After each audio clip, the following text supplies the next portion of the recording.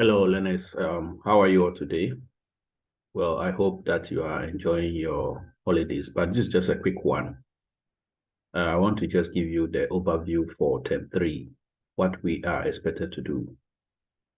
All right, in term 3, the topics are as follows. We are going to look at trigonometry part 3, which actually we are going to look at solving two-dimensional problems involving right-angled triangles. Then we are going to talk about statistics. In statistics, basically, we are going to discuss graphs such as bar graphs and double bar graphs, histograms with given and own intervals, pie charts, broken lines. And again, in statistics, we will try and review measure of central tendency in grouped and ungrouped data. We also calculate the mean estimate for group data and identify the mode interval and the interval in which the median lies. We are also going to review the range as a measure of dispersion and extend it to include percentiles, quartiles, interquartiles, and semi-interquartile range.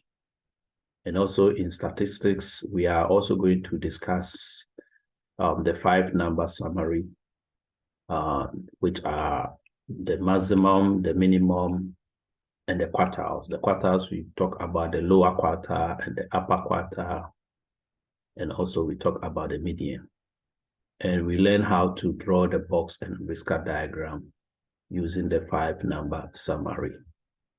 Again, we are also going to try to use the statistical summaries we have already discussed, like the measure of central tendency and dispersion, to analyze graphs and make meaningful comment on the context associated with the given data.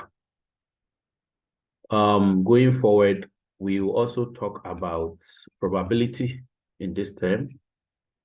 In probability, we try to understand what we mean by relative probability and theoretical probability. We are also going to learn how to draw the Venn diagram to solve probability problems and try to understand this formula, which is very, very important.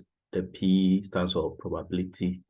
So we are going to look at this formula, how to use it, and also what we mean by two events are mutually exclusive. So when we say two events are mutually exclusive, and that is what we have here, that is the formula for mutually exclusive events. And when two events are complementary, if they are mutually exclusive, this is the formula. And if that happens, then we can come out with this formula also. Then we also talk about finance and growth.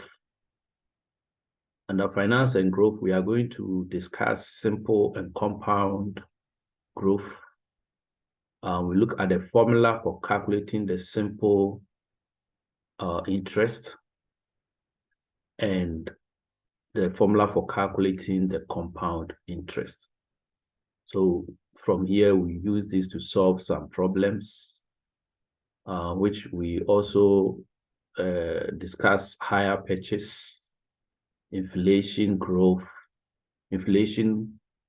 population growth, and other real life problems, like how to use these formulas to solve them.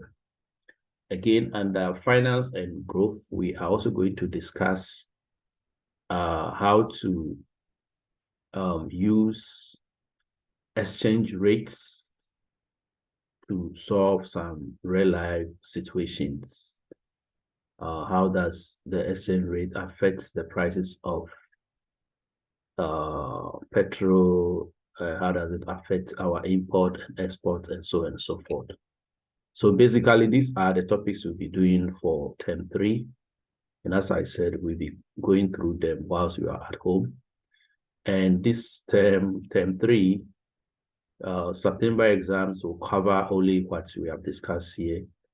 The exams will be out of 75 and it's 1.5 hours.